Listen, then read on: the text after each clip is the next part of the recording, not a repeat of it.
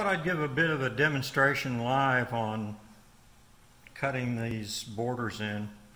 And these are two of the checkering tools I'll use. This one is just more of a straight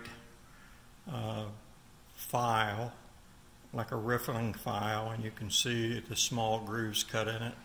Sorry, we got some surface rust in it. Things got very, very moist this spring, and everything in my shop got a nice fine film on it. Come on, focus. And so, at any rate though, it's still good enough to cut. And that's for doing long lines and for doing areas that are, even though this has a curve to it, it is convex enough that I'll be able to use that as a straight line because it'll only be contacting over, a quarter of an inch or so of its length. In an area like this would be the same thing. Now, believe it or not, I can actually use that same tool for some of this here, even though that's quite a tight radius there because of the convex, sharp convex radius there. It'll let me get by with using that. The other tool for areas that are smaller or need to be advanced more slowly and delicately is this here, and you can see it has an arch. It's for concave surfaces, and it's also for straightening out lines. If you have one go astray, this will help you get it back on track because it's got a curve to it. You can kind of pull your line back on track. And so basically the way you use these, just like you'd think, you start on the row where you want and you slowly advance. I don't know if you can see that advancing or not. I'll leave the corner bits to last as per usual. And so now that that's started in,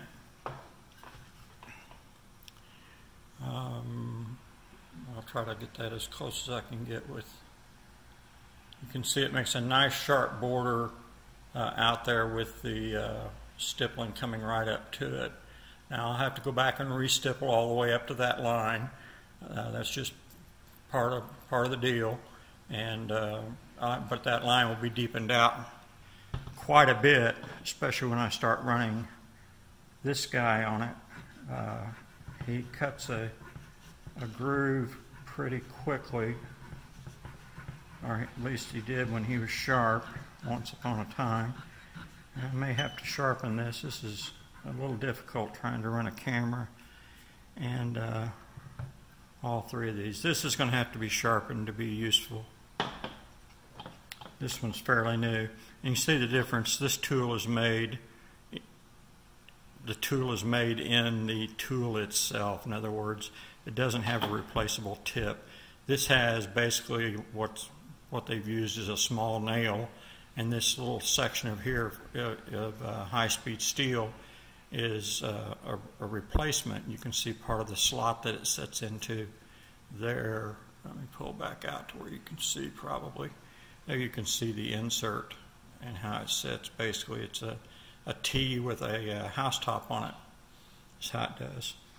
And so this will likely be the tool I will use the most unless I start getting little wiggles that want to get out of control. And I can lean this and basically make this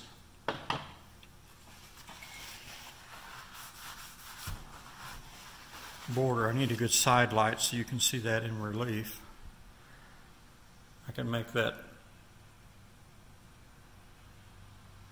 border come up nice all the way around and make it nice clean break between the stippled area and the French polish area.